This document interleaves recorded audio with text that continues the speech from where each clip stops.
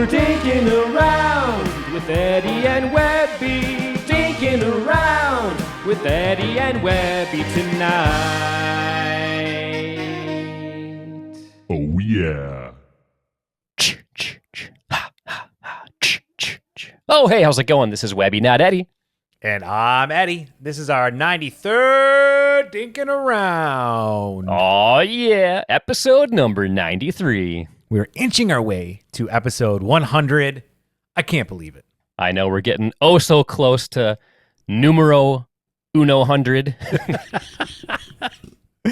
Numero uno hundred. Yes, we're very close to 100.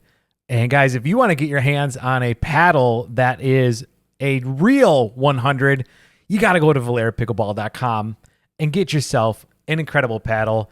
Webby and I have been playing with Valaire paddles even before we partnered with them. That's how good they are. Go ahead. They have paddles for every one of your skill levels. Webby, what have you been playing with lately?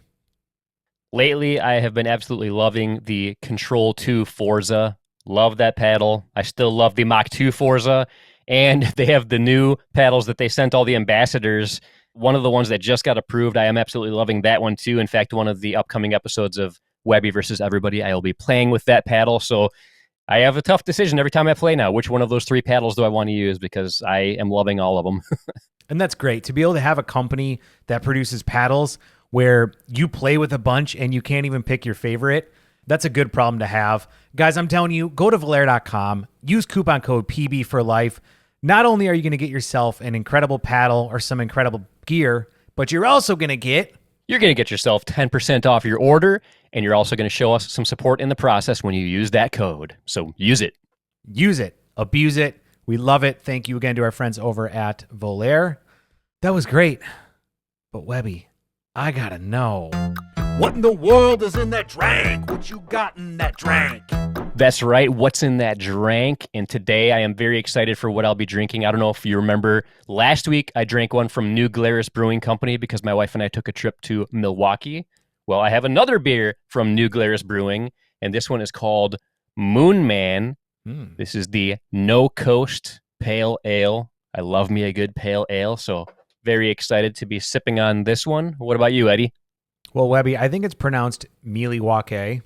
Ah, yes, that's right. Do you know what I'm quoting? Is that from Tommy Boy? No, it's from Wayne's World. Oh, man. Do you know who said that? It's got to be Wayne, right? No, it's Alice Cooper. Man, you got to go back and rewatch Wayne's World. I have to rewatch that. I feel so horrible about that. I love that movie. But it's been a very long time since I've seen it. I am due for another watching of it.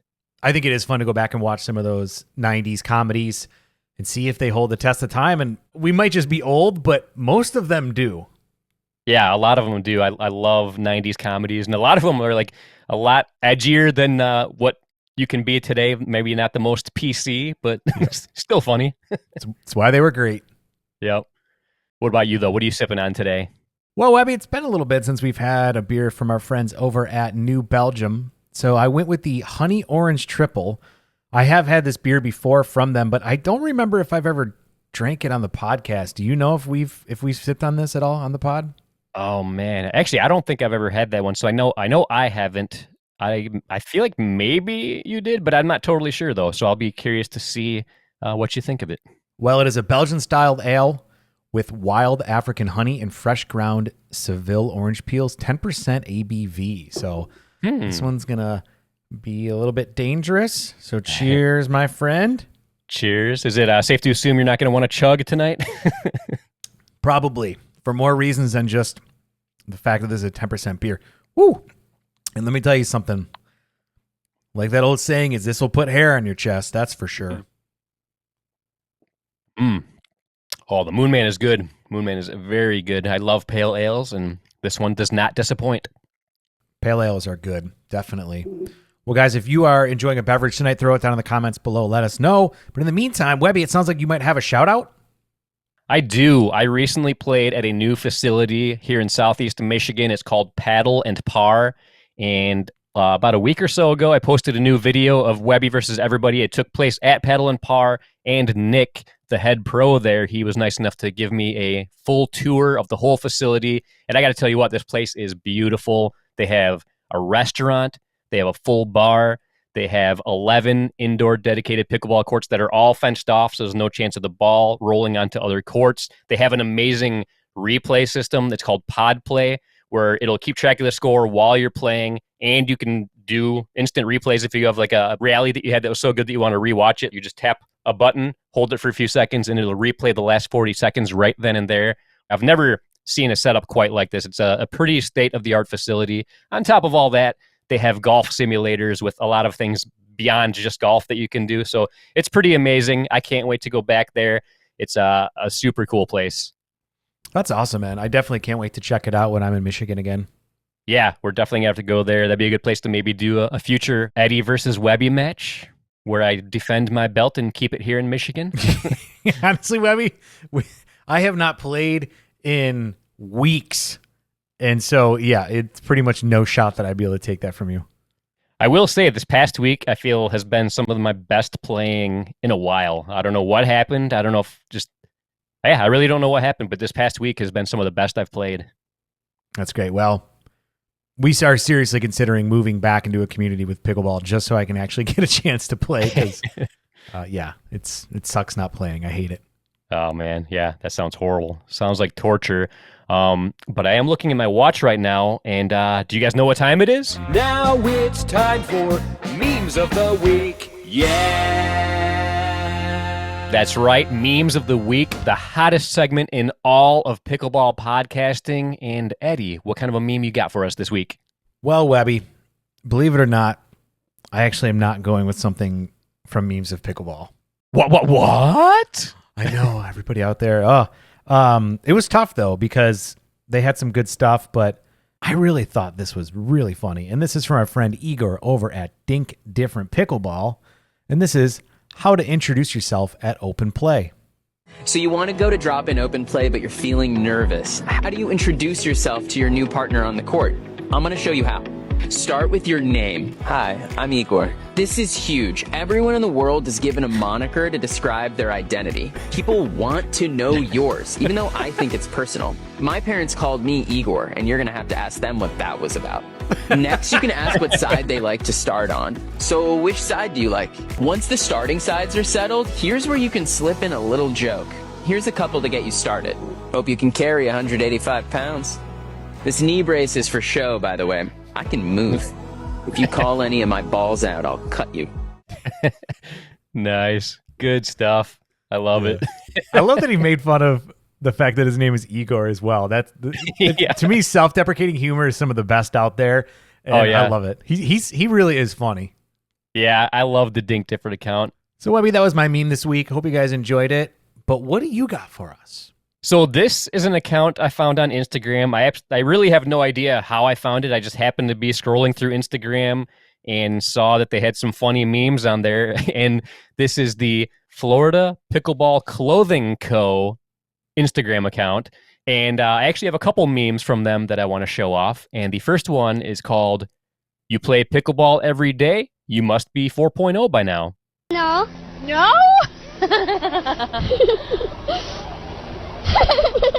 Oh, just why are you? That's exactly how I feel because I've been playing pickleball for almost 8 years now, and I still feel like I am not 4.0 quite yet. Dude, that's hilarious. I love that meme. When that video clip first came out, like even before it became like an official meme, just the video clip itself, I feel like it went really viral. It was like one of the very first viral videos, like when that news clip came out. And my wife and I, we still quote that. Like anytime one of us says the word no, we're just like, no. And then we do the awkward laugh and then pretend to cry. That's great. Classic. I love it. So great job with that one. And then the second one, it's me trying to figure out how to ask someone I just met in open play to be my new pickleball partner. Are they talking enough? Am I interested? I'm not really interested. Should I play like I'm interested, but I'm not that interested? But I think she might be interested. But do I want to be interested? But now she's not interested. So now all of a sudden I'm starting to get interested. Oh man, I love memes like that. They're just like quick and to the point, and it's funny because like they take things from pop culture, either from movies or TV shows, but they're very relatable to things in the pickleball world. And I've felt like that before. Like I'll play with somebody, it'll be the first time we've ever played pickleball, and I just felt like we jived so well. I'm like, oh man, like this, I feel like we could do well in a tournament, but then I don't feel confident enough to like ask them if they want to team up for a thing because they might already have a partner and stuff like that. So it could be weird because we just met. Like maybe they didn't like the way that I played. So I can totally relate to that very awkward moment there. We've all been there, that's for sure. Good stuff, everybody, and good job, Florida Pickleball Clothing Co. I'm going to definitely check out more of their content. I was not even aware that of who they are or that they have an Instagram account, but glad I know now. Some advice to companies out there: put some funny memes on your account and maybe it'll get our attention. Absolutely. Well, guys, that's Memes of the Week. If you have a meme that you want us to review in the future, go ahead and throw it down in the comments below. But in the meantime, what time is it? Now it's time for Topics of the Week. That's right. It's Topics of the Week, where every week Webby and I pick a topic and talk about it. But last week, I didn't pick one. And this week again, I didn't pick one because Webby has been meeting with some really cool people. So, Webby, what do you got for us this week? Yeah, I've been very fortunate. I've had a chance to sit down and interview some very interesting people in the world of pickleball, and that is what's going on with this episode as well. I got a chance to talk to somebody who was heavily involved in a documentary about pickleball, and I thought it was a great documentary. It actually came out last year, and it was only available for a limited time if you go to a website and pay to watch it. And now it is finally getting released to where people can see it all over the country, all over the world. And to help us learn a little bit more about the documentary and how you can watch it, let's go ahead and go to the discussion. Thanks, Eddie and Webby. Today, I am joined by a pickleball content creator who also serves as the narrator in a great documentary about pickleball. Please welcome to the show, Sleeves of the Sleeves Senior Pickleball Report YouTube channel. How's it going, man? Pretty good, Webby. Great to be on the show. You guys are sort of the OGs of content creators, so I'm honored to be on. You guys have been doing this a long time. We have been doing it a long time, and I feel like you and I have been communicating for a long time, so it's nice to finally meet you and have you on the show. Yeah, we've been talking back and forth over a couple different platforms trying to get this put together, and it's great to be on, and some exciting news, a pickleball movie. Yeah, I love it. I love it. So first off, I do have to ask, is it safe to assume Sleeves is a nickname, or is that actually on your birth certificate? Or No. So my last name is Sliwa. It's pronounced, the W is pronounced like a V. Okay. Polish. And so Sleeves was kind of the name I garnered from my friends growing up and my colleagues when I was a high school teacher, and just kind of, it rolls off the tongue, Sleeves Senior Pickleball Report, better than Mike's Senior Pickleball Report. Gotcha. Yeah, definitely. Just like how with Eddie and Webby flows a lot better than what our real names are. Yeah, exactly. Got to promote the brand correctly, right? That's right. So I do want to learn a bit about your background and how you got into pickleball. But before we do that, there is a certain topic, the main reason why you and I connected in the first place and why you're on the show today, and that is because of a very cool documentary that came out that you are heavily involved in. And I am a huge fan of it. And for anybody who hasn't seen it yet, you are in for a treat when you do get a chance to see it. So let's just jump right into it. It's called Dreambreaker, a Pickleball Story. And what do you want to tell people that aren't familiar with that documentary? What's it about, and what can they expect? Yeah, I mean, it's generally about the pro pickleball scene from the beginning of Major League Pickleball, which was like the fall of 2021. And all the way through sort of the competing entities, mainly between the PPA and MLP, and trying to kind of battle and gain the top players in the world. And then eventually, as we all know, come together. But it's sort of this battle of the billionaires between, who's running the PPA and who is running MLP. So kind of personalities and the players kind of in the struggle of that I guess, billionaire battle, and, which side they were going to choose. And then the main players in all of that. And really my job was to just kind of sort out all the acronyms, tell people what just happened on the screen. Because if you don't know pickleball, there's a lot of names, a lot of acronyms, a lot of goofy lingo that obviously we have about the game itself. So I was kind of the voice of reason. And my friend told me, who's in the films, he goes, You were sort of the ginger because it's all these talking heads about pickleball, and then they cut to you. You're out in the middle of nowhere looking like you do, and you just kind of summarize for us.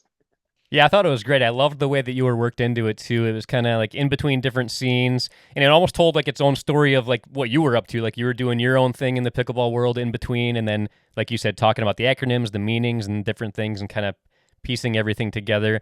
I referred to you as like the narrator of the film. Is that safe to say, or would you say something different, like a different term for it, of like what your role was? Yeah, I mean, that's as closest of the term that I could come to. I know when I was talking to the director and producers of the film before I was ever in it, they mentioned to me that, we're thinking of having you narrate. And so that's the term I've always used. Although, traditional narrator, you kind of just hear the voice like Morgan Freeman in the background. And Right. so for me, it was just, I was on every so often to kind of just keep folks up to speed. So I don't know what the term is for that, but narrator's good enough, I guess. Yeah, well, great job with that. So, how did you get involved with this documentary in the first place? Yeah, I was on. My folks live in the Midwest. I grew up in Wisconsin, actually, so I'm a Oh, okay. Midwesterner, and I go back to visit my folks and my sister every summer because I lived on the Southwest out here in New Mexico. It gets a little warm, and I got an email from the director, and it was Ashley Underwood, and she wanted to just have a quick Zoom call. She said she had come across my profile on Instagram, and at that point, my channel was only about 4 months old. I mean, I had started in, I believe, February of 2022, and she contacted me in June of 2022. And just to see if I wanted to be involved in the film in any sort of way. I think she was just trying to get some content creators and things like that. And that was in June of 2022. And then, I think it was one of those things that, yeah, I thought that the talk went well, but, we'll talk to you down the road. And I thought, well, that might be the end of that. I might never hear from them again. Right. And then, months passed, and I was like, well, God, this movie's got to be coming out soon or getting to go. And I was like, well, it'd be good content. Maybe I could interview her. So I just wrote her, and I said, hey, would you like to be interviewed about the movie and where you are in the process of it? And she said, well, we actually just really started doing filming again. So I'd like to have my team talk to you. And that was in December of 2022. And so I live in a yurt. I don't know if you know what that is, but it's a round tent. And I live off grid in the middle of nowhere in rural New Mexico. And I think part of the attraction was when she started to talk to me, she didn't know what a yurt was. And I told her I live off grid. I play in these really crappy tennis courts that are converted to pickleball courts.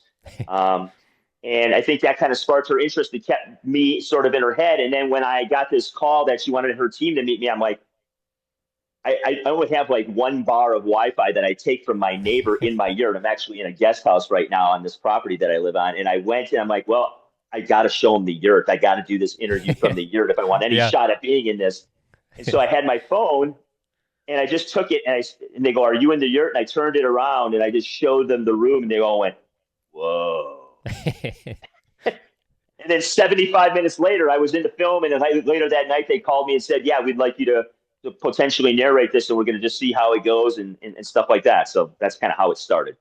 That's awesome. That's a great story. I feel like that kind of goes along with the whole pickleball thing in general. I mean, the fact that Eddie and I have had the opportunities we've had just because of this sport, I feel like that's just another great example of like how else would something like that come to be without you being involved in pickleball, and then like just your interesting background and the interesting way that you live your life and stuff like that. I mean, it's wild, all the different scenarios and all the different people I've met and become friends with, all because of pickleball.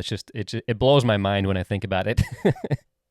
It's true. This goofy little wiffle ball game, and next thing I know, I've got Hollywood people in my yurt filming me in the middle of nowhere. Like, I mean, I am 35 miles from a town, and the town's only 10,000 people, so it's in the lower 48. It's about as dark as it can get here because there's no light pollution. I'm right against the Gila National Forest, which is about the size of Connecticut. So when they came out here hauling all their equipment, they really had to make sure that I was going to be the guy. And so I sort of had a time period of a tryout that I didn't really know what was going on, if it was a tryout or if they were going to use my footage, but I had a cell phone and I would shoot basically video diaries for them and then send them via Dropbox, and they would look at them and give me a topic. I'd do another one. And that went on for months and months and months. And then I think ultimately what happened is they kind of showed versions of the film to executives and said, okay, with or without sleeves. And so they went with sleeves, thankfully, and the rest is history. And then they came out and filmed the rest of what they needed from me. So Nice. Well, I will say, I thought that was a great documentary. The production value was top notch. And I have you to thank for me even finding out about it, because I think you had posted about it maybe on Twitter or X, whatever you want to call it.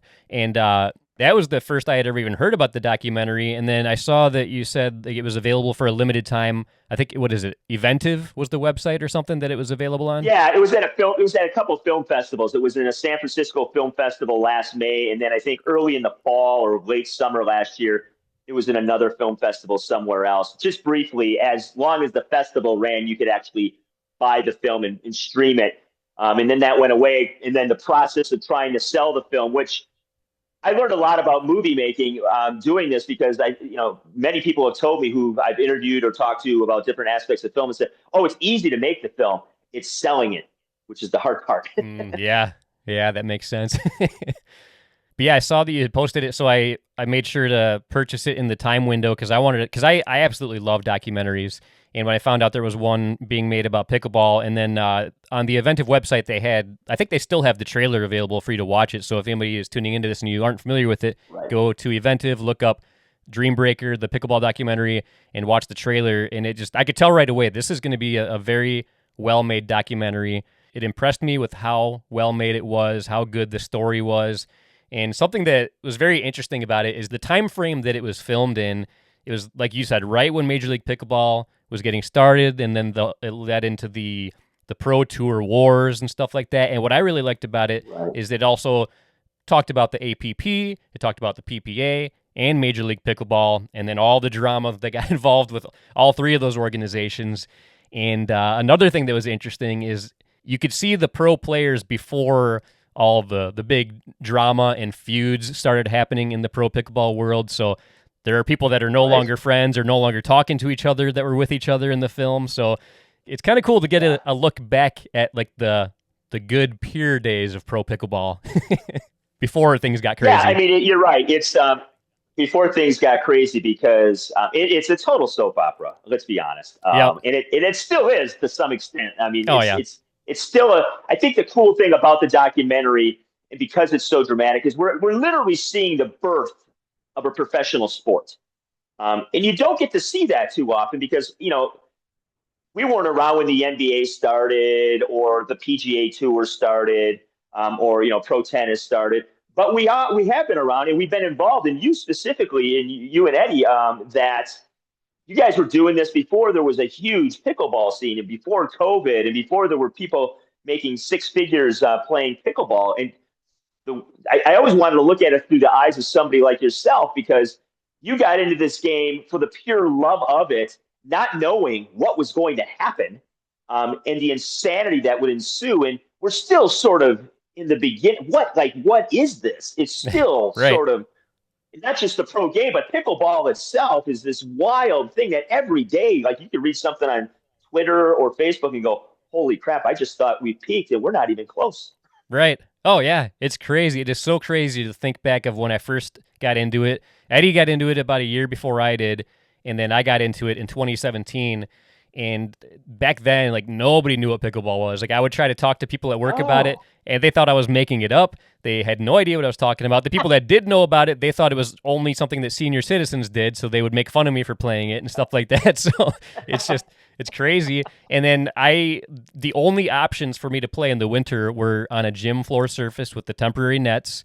And I did that for years, and I had no problems with it. I used to call people pickleball snobs when they would say, like, "Oh, I don't like playing on a gym floor surface." But now, because there's so many dedicated surfaces, like I get it now. Now I avoid gym court surface like the plague if I can. Yeah.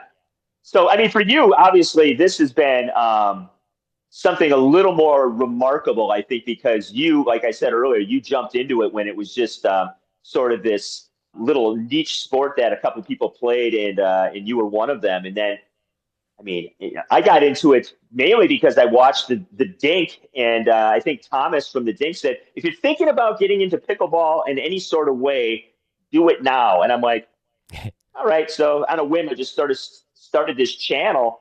And then 4 months later, I was like, talking to movie people. I'm like, what is happening? Right. Yeah, and I've talked about this numerous times, but I've had a couple pinch me moments, and two of them were the fact that I got to meet and play pickleball with Chris Draper. He's a former Stanley Cup winning NHL player. Draper's good. Draper's a good player. Very good. Yeah, multiple Stanley Cup winning champion. He's somebody I grew up watching. I loved watching him in the Red Wings when I was in high school. And the fact that I met him on the pickleball courts, got a chance to play with him, and he's been on the podcast and stuff like that. And then last year, I got to play pickleball with Golden Tate. He's a Super Bowl winning NFL player. Yeah, I mean look at that. It's just crazy. Like I can't believe how far things have come. I never would have imagined this 8 years ago when I first got into pickleball that stuff like that would be happening now. And no, I mean, and the same with me. Like the other day, I interviewed Rick Barry, and I'm like, I'm speaking with Rick Barry. Like, I'm a child of the 70s, and I remember Rick Barry with the underhand free throw and all that stuff. And I'm like, I'm talking to Rick Barry about pickleball. Right. Yeah. So it's just, it's surreal. And I'm like, where's this going? Yeah, and like you said, like it always seems like we've reached the peak, but then it just keeps elevating, because just this year alone in my part of Michigan, I'm in Southeast Michigan, there have been 6 new amazing dedicated indoor facilities, all in a span of like 30 miles. And I just keep hearing about more and more opening up. Unbelievable. And 8 years ago, that never would have seemed real. That would have been a total dream, fantasy land thing that was never going to happen. And now here we are, and I love it. Yeah, I mean, you were playing on a gym floor, and now you can literally join exclusive pickleball clubs for specifically pickleball only, and that's mind blowing. And they're going up like it's crazy, because I'm actually in I'm in the business of booking pickleball cruises, so I contact a lot of clubs, and I'm like, I should just start looking for them online. I'm like, it's endless. Like, some of these things have franchises of like 60, 70 different places, and that's just like one franchise name. And I'm like, and that's not even talking about international what's going to happen. It's wild. It's absolutely wild. So we talked a little bit about the content you make, but what do you want to tell everybody who's tuning in? Like, what's the main type of thing they can expect if they check out your YouTube channel and check out the stuff you do on social media and stuff like that? Yeah. So, I mean, mine's the senior pickleball report. It's kind of my little niche. When I got into it, I'm like, well, nobody's really talking about the seniors and senior pro ball. And like, then when you start talking about senior pro ball, people, first of all, people are like, wait, there's pro pickleball? And then you're like, yeah, and there's 50 plus pro pickleball. And then they're like, what? I'm like, yeah, there's multiple tours and multiple leagues. So that's kind of my area. Is I basically interview people that are involved with pickleball, generally seniors, but not always 50 plus. Anybody that wants to talk about the game. And I do paddle reviews. Those are kind of my two main focuses over the last 3 years. I'm probably going to get certified to teach this year, so I'll do a little more playing tips probably in the next calendar year.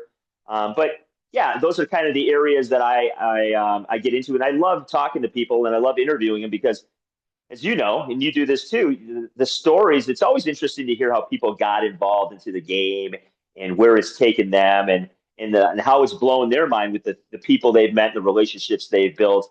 I sort of took this for granted in the beginning, but I actually, when somebody said pickleball can change lives, and I was like, yeah, and I'm like, yeah, I think it does actually.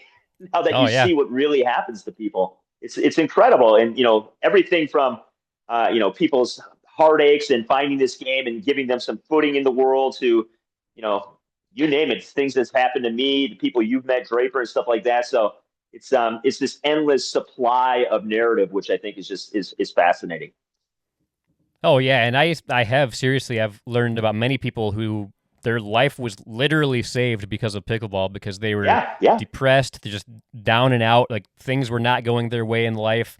And then the fact that they found a sport that they got hooked on, it allowed them to be very social. They made a whole bunch of new friends and stuff, and it turned their life around, and it's amazing. It is. It's amazing, and I think it's something that is good at this point in the world, because things always seem sort of chaotic, and no matter what time you live in, and a simple wiffle ball game is sort of giving a lot of us some grounding, which is nice, because we can go out on the courts and we can just play ball and forget about some of the stuff that's going around us and have a little bit of pause. Yeah, and Eddie and I have talked about this before too. Like I consider pickleball a melting pot type of sport because I mean the types of groups that come together to play. Like I never would have thought that I would become really good friends with senior citizens, like people that I call and like we've hung out like outside of pickleball and stuff like that, and just all different walks of life that I feel like normally we probably wouldn't have crossed paths otherwise. Yeah, like my own pickleball group out here in the middle of nowhere. We have these, what I call the world's worst pickleball courts. They're about 50-year-old tennis courts with lines on them. And a couple people were playing out here, and I saw they put lines, and I showed up. And now we have about 20, 25 people in this little valley in the southwest corner of New Mexico that get together every Wednesday and Saturday morning and whack a ball on these courts that are just almost like gravel driveways at this point because they're just deteriorating so bad. Yeah. We don't care because we're just laughing and giggling, and we live in the Gila Valley, so when the ball just kind of doesn't bounce and rolls, we just call it the Gila bounce, and that's just the way it goes, man. Nice. Well, that reminds me, there's a tournament, I did it 2 years in a row. It's outside of a brewery in downtown Detroit, and it's literally in the streets. They close off a section of the street, tape some lines, put up some temporary nets, and part of the court, there's like manhole covers, like the sewers, and if you hit on there, the ball's going to bounce really weird, but to me, that's part of the charm, and I had one of the most fun tournament experiences ever playing in an environment like that. Like hardcore tournament players probably would have thought it was horrible, but it's more about the experience, and it was just a fun time, and I love stuff like that. Yeah, I agree. I think that's sort of, and it's like I played volleyball. I played sand volleyball for 25 years. That was the sport I played before pickleball. And when I used to go to tournaments in the beginning, you just brought your lawn chair and you could sit right down the lines where the pros were. And then by the time 10 years later, we were in stadium seating. There was gated off stuff. There was tickets. And I sort of missed that raw, bring your own cooler, put your, shade up and all that stuff. And I think it would be cool if we could somehow get back to having like a neighborhood tournament where you just kind of block off a street and you line some courts and it's a cul-de-sac or whatever it happens to be. And, people are barbecuing in their yards and, neighborhoods put these things together. I think there's something to be said about that sort of communal way of playing and not taking it always so serious. Oh, for sure. I 100% agree. And that's another thing Eddie and I talk about before too. Like just we missed the grassroots beginnings of pickleball and how it was when we first got into it. And like I feel like both of us are really kind of losing interest in the current state of pro pickleball. Just the way that the leaders of certain organizations are handling things, we are not fans of. And I don't do nearly as many big tournaments. When I do compete in tournaments, I typically will opt for the smaller local tournaments just because they're so much more fun. You get more play time. I feel like the tournament directors take it a lot more seriously, trying to make it a good experience for everybody involved. And stuff like that. The grassroots pickleball is definitely something that I miss, and I do try to gravitate towards different organizations or small local places like that. Yeah, myself as well. And I think what's kind of popping up as a result of these big events that cost so much money and you get very little players, a lot of people are kind of just putting their own money ball, little tournaments together with their friends. You get 8 people and you throw in whatever, $10-20 and you play for that and maybe have a drink afterwards. And I think that's kind of more appealing to me as well because A, we're not taking it so serious, and B, I didn't drop $135 to get eliminated, 1-2 barbecue type stuff. Right. So I hope more of that grassroots thing comes back. I find myself in the last month, I'm literally watching high-level pickleball players, like the Puppet Master and those guys from like 2013 and 14 playing on gym floors and stuff like that. And I'm like, sort of enjoy watching this a little more. I think it's just a game I can relate to a little more because I can see the ball, and B it feels a little more. It doesn't feel so corporate. So yeah. Oh man, that's a name I haven't heard in a while. Puppet Master. I used to love watching his videos too. Dude. I just discovered him in the last year. I mean, okay. I love his attitude. I love when he does this.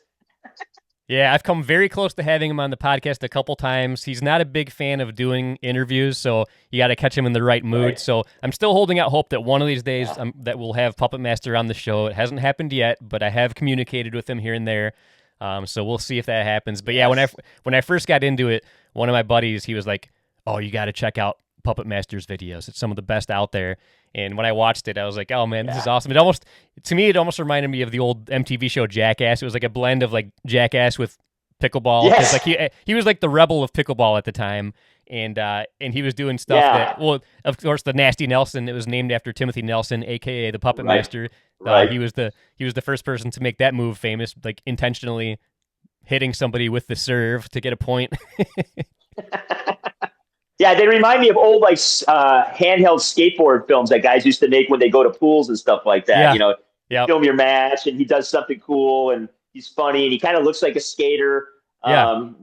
So yeah, I mean, it'd be awesome if you got him on the show. I definitely tune in for that. That'd be pretty cool. Yeah, we'll have to make that happen. I'll have to revisit that idea for sure. Yeah.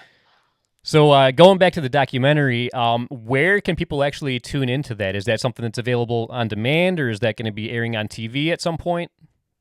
Yeah, so if, it's on True TV, small TRU, and then capital TV. Check out your cable provider, see if you have True TV. Generally, if you have things like Turner Movies or TNT or HBO Max, I think it's kind of all in that family of channels. So it's most likely in your guide somewhere.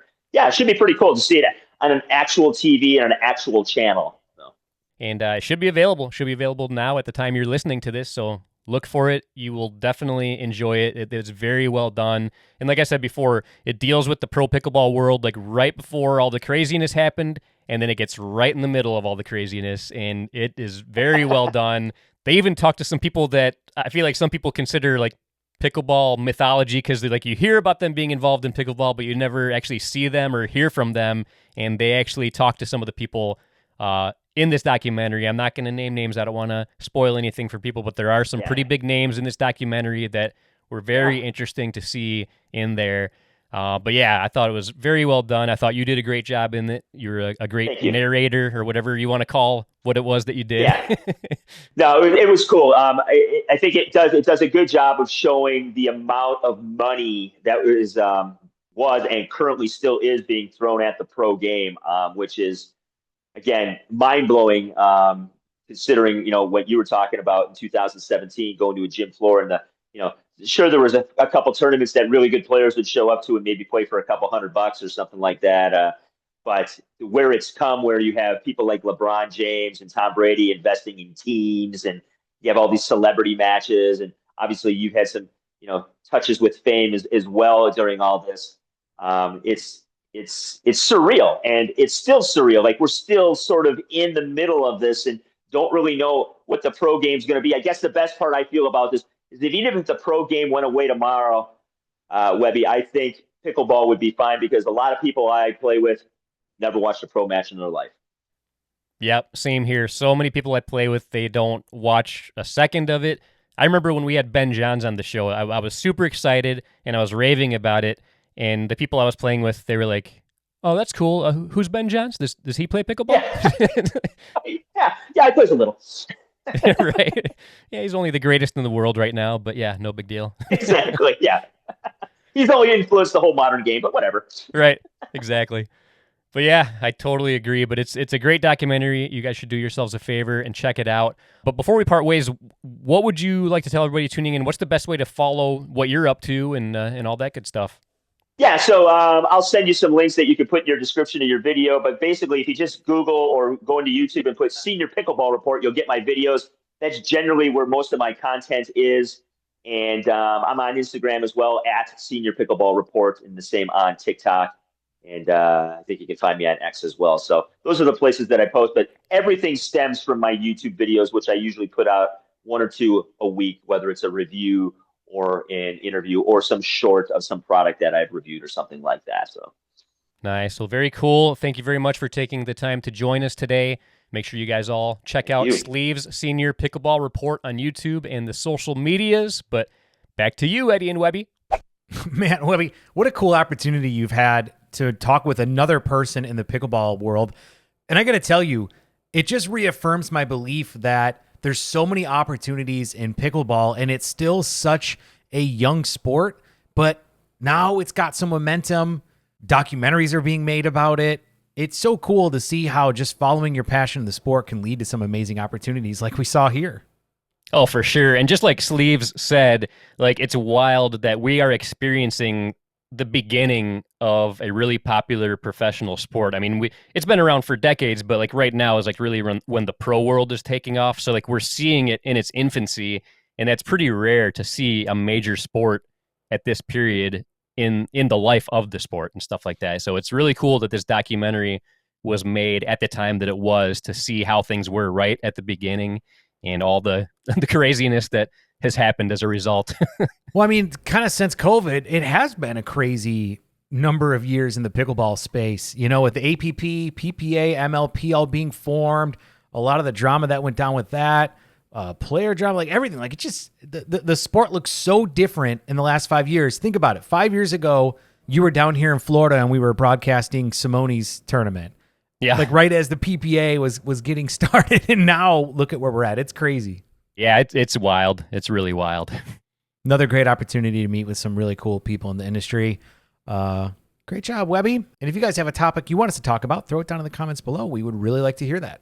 Absolutely. And if there's any other documentary makers out there, I love documentaries. There is so many topics you could do just in the pickleball world alone. So I really hope more documentaries come out, because I love them. I love the one that Jigsaw made, the docuseries Breaking Pickleball was amazing. This new one is amazing. I keep them coming. I love them. I love them. Just like I'd love to know your Closing thoughts. So what did we learn today? Well, we learned the proper way to introduce yourself when you're playing pickleball. We also learned how awkward it can be when you're trying to ask somebody to become your new pickleball partner. And we learned that there's another great documentary about pickleball out there. But that's going to do it for episode number 93. I thought it was another great one. I agree. And I got to tell you, I'm really excited for what we're going to have coming up soon, as we're, again, inching closer and closer to that episode number 100. But guys, this is meant to be interactive. We've got some great feedback in the comments on our YouTube channel recently. Some good, some bad, some confusing. But hey, you know what? That's the great thing about the internet, is you can be who you want to be and say whatever you want to say. So guys, be who you want to be. Say what you want to say down in the comments below. If there's a topic you want us to talk about, put it down there. If there's a beer you want us to review, if there's a meme you want us to review, let us know. And while you're down there, go ahead and subscribe, like, share, do all that fun stuff that really helps the YouTube algorithm and all the BS about getting this video out there that I'm supposed to say. I don't know, right? Yep. It's all about the algorithm, I guess. It's all about that. But on that note, I'm Eddie. And until next time, this is Webby, not Eddie, signing off. Yeah. Well, we're dinking around with Eddie and Webby. Dinking around with Eddie and Webby tonight. Oh, yeah.